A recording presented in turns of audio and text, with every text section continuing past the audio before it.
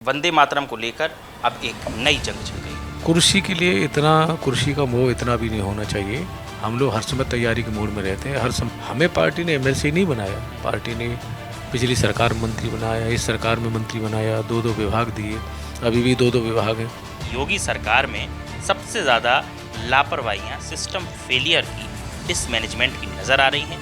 तो निरंतर परिणाम हमारे वो सबको दिखता है, हमारे पक्ष में आता है। राष्ट्रीय गीतों का या राष्ट्रीय ध्वज का कहीं कोई अपमान करें या उनका सम्मान न करें। पार्टी में, हमारे संगठन में और सरकार में सबका समावेश है और सबका सम्मान। वंदे मातरम को लेकर अब एक नई जंग छिड़ गई है। कांग्रेस पार्टी का गोवा में एक अधिवेशन हो रहा था, जहां पर वंदे मातरम के केवल 2 फ्रेज बोले गए, यानी 2 फ्रेज को गुनगुनाया गया, जिसको लेकर अब राष्ट्रीय चर्चा का विषय बन गया है। मेरे साथ बात करने के लिए मौजूद हैं उत्तर प्रदेश के कद्दावर मंत्री धर्मवीर प्रजापति जी। सर, कांग्रेस पार्टी लगातार वंदे मातरम को लेकर विवाद खड़ा कर देती है। हाल ही में 2 फ्रेजेस गाए और ये बोल दिया कि कोई भी कार्रवाई कर लो, हम पार्टी के कार्यक्रम में 2 ही फ्रेज गाएंगे। ये मैंने भी सोशल मीडिया पर देखा कि उनके ये शब्द आए कि हम 2 ही बोलेंगे। कांग्रेस पार्टी विचलित है सत्ता के लिए, तुष्टिकरण की नीति के आधार पर चलना रहा है कांग्रेस पार्टी का। शिक्षा व्यवस्था की अगर हम बात करें तो शिक्षा व्यवस्था में हमारे देश आज़ादी के बाद देश की जो शिक्षा व्यवस्था में सुधार होना चाहिए, लंबे कालखंड के बाद भी कांग्रेस की सरकार ने शिक्षा व्यवस्था में सुधार नहीं किया। ऐसे लोगों को का इतिहास हमारी नौजवान पीढ़ी पढ़ती रही, जिन्होंने हमें गुलाम बना करके रखा।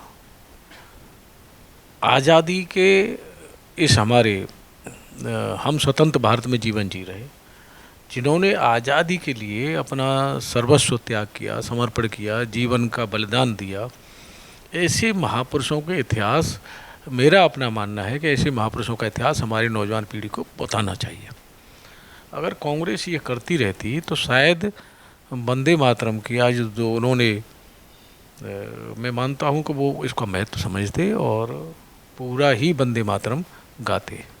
सर, चूँकि आप संगठन के भी मजबूत व्यक्ति रहे हैं और लगातार पार्टी में भी आप पे कई सारे दायित्व रहे हैं, मंत्री हैं, कई विभाग आप पर रहे हैं, क्या लगता है राष्ट्रीय गीत अब जो सरकार ने एक अध्यादेश ले आए, ये कह दिया गया कि अब राष्ट्रीय गीत अनिवार्य होगा, तो सारे फ्रेजेस अनिवार्य होंगे, इस तरह की मानसिकता को लाना, इस तरीके से तुष्टीकरण करना, वो भी राष्ट्रीय गीत का, ये किस तरह का अपमान है और इसको अब भारतीय जनता पार्टी किस तरीके से आगे कार्रवाई करती नजर आएगी? देखिए, देश की जनता सब समझ रही है और सब जान रही है। कुर्सी के लिए इतना, कुर्सी का मोह इतना भी नहीं होना चाहिए कि हम अपने राष्ट्रीय गीतों का या राष्ट्रीय ध्वज का कहीं कोई अपमान करें या उनका सम्मान न करें। ये नहीं होना चाहिए। देश सर्वोपरि है। जिस देश में हम रहते हैं, जिस देश में हमने जन्म लिया है, वो सर्वमान्य सबके लिए होना चाहिए, चाहे कोई भी हो। तो देश से बढ़कर को कोई कुछ नहीं है, न कुर्सी है न पद है। आज अखिलेश यादव, राष्ट्रीय अध्यक्ष समाजवादी पार्टी के, राजधानी लखनऊ में लगातार 2027 के लिए बिगुल फूंक चुके हैं। अलग अलग जातियों को, अलग अलग धर्म के लोगों को लगातार बुला रहे हैं, बैठकें कर रहे हैं। अभी देखा गया प्रजापति समाज की भी एक बड़ी बैठक अखिलेश यादव ने करी, कई समाज के लोगों को जोड़ने की कवायद करी। क्या लगता है ये कितनी बड़ी सेंध होगी भारतीय जनता पार्टी के अंदर? हाँ, नहीं, मैंने भी देखा, हमारे समाज की भी एक बैठक वहीं है अखिलेश जी, जिन्होंने पहले एक बैठक हमारे समाज के लोगों ने से उनसे समय लिया, वो आए नहीं थे बैठक में। लेकिन जिस तरह हमारी रैलियां हुई पूरे प्रदेश में, नहीं प्रदेश से बाहर भी कई राज्यों में, हम कर्नाटक तेलंगाना तक रैली करके आए। अभी मेरी 23 तारीख में मध्य प्रदेश के छतरपुर में रैली है, 7 सितंबर की शिवपुरी में मध्य प्रदेश में रैली है, 30 तारीख की बिजनौर में रैली है अपने समाज की। तो जब ये लगा कि भारतीय जनता पार्टी के और योगी जी के सरकार के एक मंत्री सब रैलियाँ कर रहे हैं, समाज उनके साथ जुड़ रहा है, तो उन्होंने एक बैठक बुलाई, फिर स्वयं कह कर के फिर बैठक बुलाई, फिर एक पत्र जारी करवाया कि सभी हमारे समाजवादी पार्टी कार्यालय में प्रजापति समाज के दत्त महाराज की जयंती मनाएगी, जो हमारा समाज मनाता है। लेकिन कोई फ़र्क पड़ नहीं रहा, क्योंकि निस्वार्थ भाव से हम लोगों के साथ काम कर रहे हैं। हमारे दरवाजे पे कोई भी आता है, हमारी सरकार, संगठन दोनों ही नित्य निरंतर हम लोग चुनाव का इंतजार नहीं करते। हम लोग हर समय तैयारी के मूड में रहते हैं, हर समय संगठन के माध्यम से जनता के बीच, सरकार की नीतियों को लेकर के, सरकार के आदमी जनता के बीच, तो निरंतर परिणाम हमारे वो सबको दिखता है, हमारे पक्ष में आता है, फिर बेचैन होकर के अनर्गल बयान देते हैं। आप ही के पूर्व साथी हैं स्वामी प्रसाद मौर्य, कैबिनेट में मंत्री रहे हैं, आप अलग पार्टी बना ली है, अलग दल बना लिया है, अलग दल में पहुंच गए हैं। आरोप लगा रहे थे, अभी प्रेस कॉन्फ्रेंस कर रहे थे और बोल रहे थे कि योगी सरकार में सबसे ज़्यादा लापरवाहियाँ, सिस्टम फेलियर की, डिसमैनेजमेंट की नज़र आ रही हैं।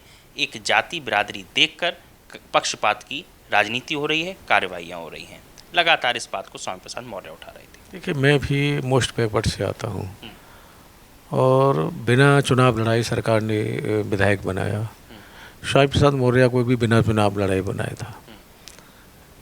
तो ये देखना चाहिए उनको कि केशव प्रसाद मौर्य हमारे चुनाव हार गए, उसके बावजूद भी डिप्टी सीएम एमएलसी बनाया।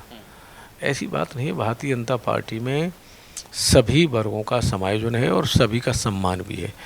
हमें पार्टी ने एमएलसी नहीं बनाया, पार्टी ने पिछली सरकार में मंत्री बनाया, इस सरकार में मंत्री बनाया, 2-2 विभाग दिए, अभी भी 2-2 विभाग हैं।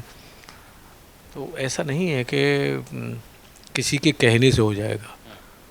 पार्टी में, हमारे संगठन में और सरकार में सबका समावेश है और सबका सम्मान है। बहुत बहुत शुक्रिया मंत्री सी न्यूज़ भारत से बात करने। धन्यवाद।